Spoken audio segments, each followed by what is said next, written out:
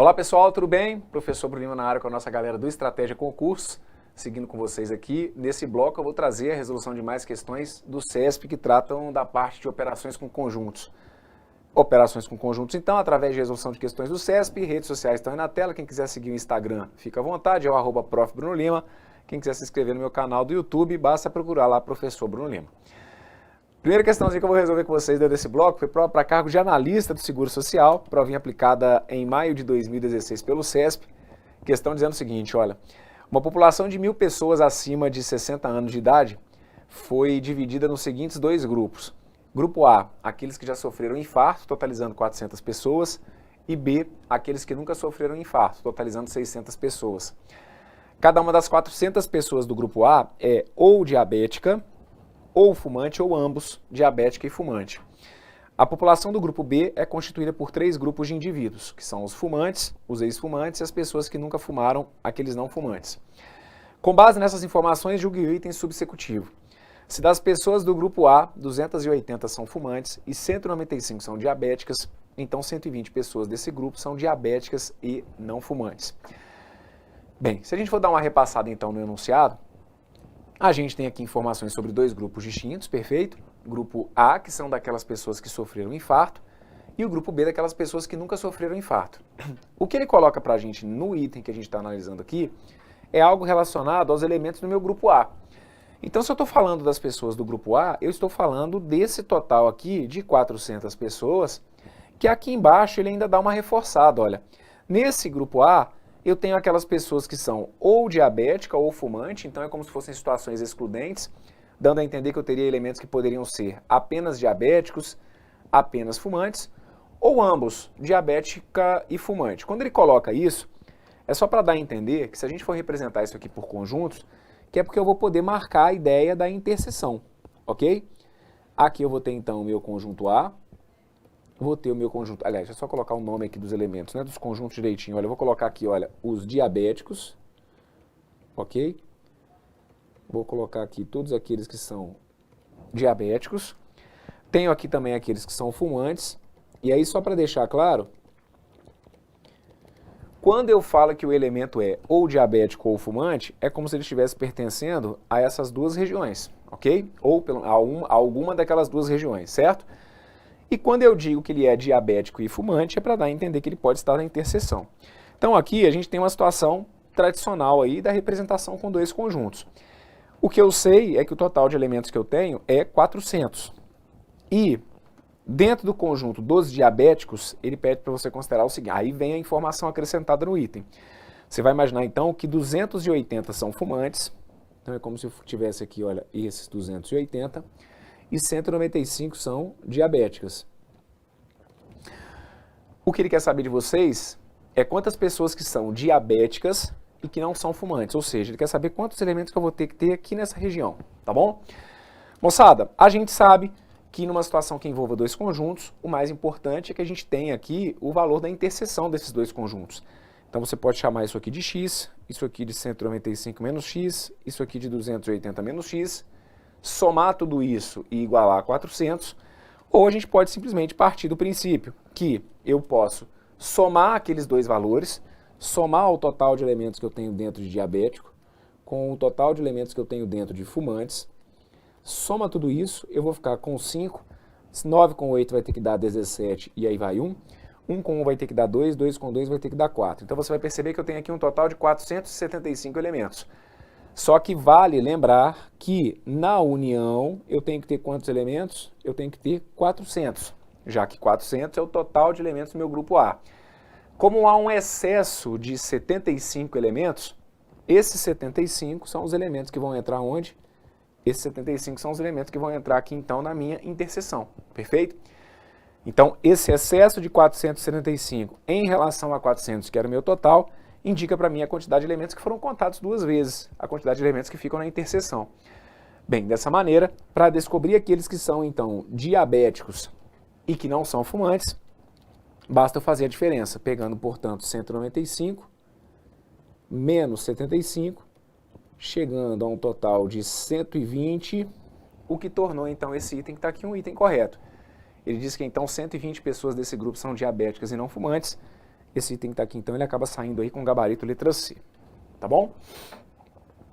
Passamos por essa, então, cobrada no cargo de analista do Seguro Social, questãozinha envolvendo 2 conjuntos, e esse que está aqui, então, foi um dos itens que apareceu nessa prova. Na sequência, eu vou trazer para vocês um item que apareceu na prova de técnico do Seguro Social, a prova de maio de 2016, organizada pelo CESP. A questão veio dizendo que se A, B e C forem conjuntos quaisquer, tais que A e B estão contidos em C, então C barra A, interseção com A união com B, tem que ser igual a C interseção com B. Lembrando que esse C barra A é uma anotação aqui para a diferença de conjuntos que a gente já mencionou também em outras situações, e que deixemos claro, acaba que esse símbolo que está aqui, ele ganhou muito destaque com a aplicação da prova do INSS de 2016. Mas era um símbolo que já tinha sido aplicado em outras provas do CESP aí, já mais antigas, tá bom? Então, na ocasião do concurso de 2016 do INSS, já não era para ser uma surpresa aí essa barra que eles utilizaram na prova, não. Então, aqui a gente tinha lá esse C barra A, que era a ideia do C menos A, perfeito? De maneira geral, o que eu posso dizer para vocês aqui sobre essa questão? Nessa prova do INSS, foram 6 questões que foram aplicadas. Eu estou chamando a atenção aqui porque a prova do INSS é sempre um concurso que acaba ganhando muito destaque, né? Então, na prova do INSS de técnico de 2016, foram 6 questões, e das 6 questões, ao meu ver, indiscutivelmente, essa que está aqui foi a que trouxe a maior dificuldade para os candidatos, certo? Ou pelo menos trouxe o maior número de erros. Só que qual teria que ser a sacada e que eu acho que vocês poderiam ter usado para justificar o gabarito que a gente vai ter aqui? O que eles colocam aqui, moçada, é meio que uma propriedade, que poderia, teoricamente, ser aplicada a conjuntos, certo? Então você coloca lá que C menos A, interseção com A união com B, tem que ser igual a C interseção com B.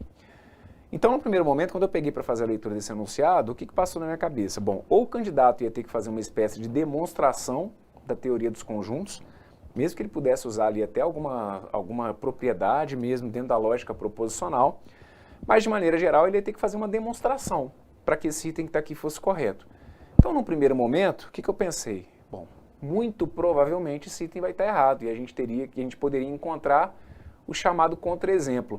O que é o contra-exemplo? O contra-exemplo seriam conjuntos A, B e C que atendessem às condições iniciais, ou seja, de forma que A e B estivessem contidas dentro de um conjunto C, mas que não atenderiam o que está sendo proposto no final, que é justamente essa expressão que foi colocada aqui sobre a igualdade ali dos conjuntos. Então, é assim mesmo que a gente vai fazer.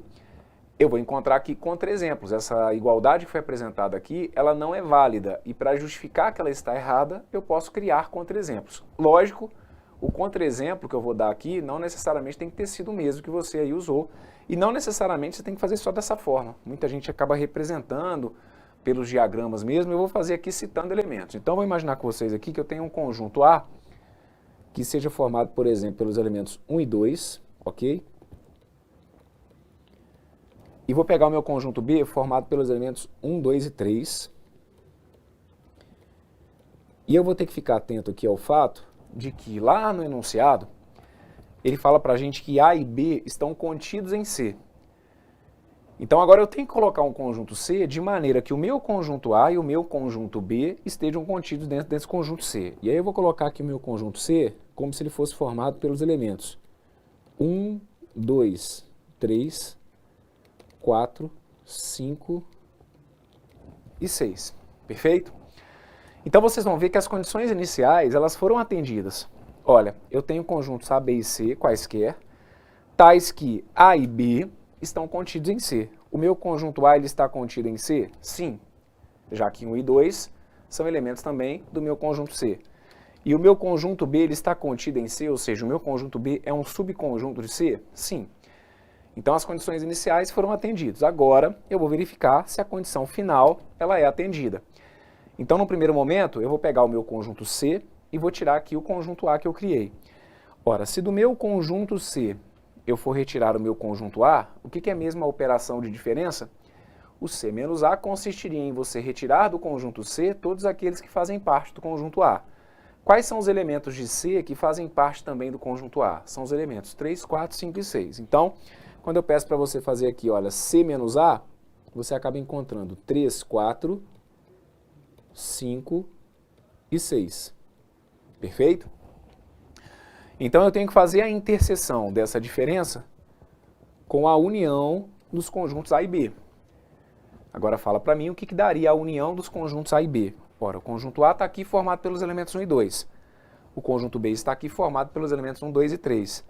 O que me dá a união desses dois conjuntos? Ora, a união consiste em você colocar todos aqueles elementos dentro de um mesmo conjunto. Então a gente vai colocar aqui 1, 2 e 3, como se fosse a união dos conjuntos A e B. E aí ele fala para mim que essa interseção tem que ser igual à interseção dos conjuntos C e B. Qual que é a interseção dos conjuntos C e B? Dá uma olhadinha, olha. Como o meu B foi 1, 2 e 3, e como o meu C aqui foi 1, 2, 3, 4, 5 e 6, a interseção dos conjuntos C e B acabaria se dando com o próprio conjunto B, né? A interseção de C com B me daria o próprio conjunto formado pelos elementos 1, 2 e 3. Bem, aí o que eu preciso que você verifique para mim é se essa igualdade que está aqui, de fato, ela se mantém. Quando eu fizer a interseção desses dois conjuntos aqui, quando eu fizer a interseção dos elementos 3, 4, 5 e 6, com os elementos 1, 2 e 3, o que eu vou ter aqui de interseção? Vocês concordam comigo que eu vou ter apenas o 3, como se fosse a minha interseção? Então, dizer que 3 é igual, que o conjunto formado pelo 3 é igual ao conjunto formado pelo 1, o 2 e o 3, isso que está aqui é falso. Se isso que está aqui é falso, é sinal então de que o que eu estava tentando demonstrar de maneira genérica não se confirma. Logo, o gabarito para essa que está aqui então acaba sendo o quê? Acaba sendo a letra E, tá bom? Então aqui o que vocês tinham que tomar um pouquinho de cuidado? Porque é claro que dependendo da situação, pode ser que você até crie conjuntos A, B e C, tais que a igualdade se mantenha. Só que não adianta você criar situações em que a igualdade se mantenha se de maneira geral você consegue encontrar exemplos que tornam aquilo ali falso. Perfeito? Então a sacada foi essa. A partir do momento que eu tinha uma propriedade de conjuntos para de uma certa forma eu tentar demonstrar, o que eu fiz? Eu tentei ir no sentido contrário. Ele está colocando para mim que aquilo ali é uma regra, então eu vou tentar encontrar contra-exemplos. E aqui eu criei uma situação de várias que você aí do outro lado poderia ter criado. Não necessariamente você tem que ter trabalhado com esses conjuntos, porque aí se ficou a dúvida, Bruno, de onde que você tirou esses conjuntos? Aqui da minha cabeça, de maneira completamente aleatória, de forma que eu atendesse o que foi colocado inicialmente, que era o fato de que A, B e C tenham que estar contidos em C, tá bom? Desculpa, a situação inicial que era de que A e B estivessem contidas em C, ok? Essa daqui é uma sacada, é uma situação bem pontual, até mesmo para o estilo de edital que é cobrado na prova de técnico do INSS. Dentro da linha que eles seguem para o edital de técnico do INSS, a meu ver, uma questão como essa daqui, ela realmente é totalmente coerente, porque trabalha com a ideia dos conjuntos e, ao mesmo tempo, vai trabalhar com a ideia dos quantificadores, de uma certa forma, a lógica do que eles apresentam lá como sendo as sentenças abertas, enfim, como uma tentativa da gente ir no contra-exemplo, que foi o que acabou se colocando aqui como opção para que você pudesse chegar ao gabarito letra E, tá bom? Muito bem. Fechamos então, porque aí nesse bloco aqui eu trouxe para vocês essas duas questõezinhas, tá? Que foram aplicadas aí na prova do INSS, uma para o cargo de analista e a outra para o cargo de técnico. Veja do outro lado se você conseguiu me entender, se ficou alguma dúvida, volte e me acompanhe. E se tiver tudo tranquilo, eu te aguardo na sequência com mais questões que vão tratar da parte de operações com conjuntos. Um forte abraço, tudo de bom para vocês aí, valeu!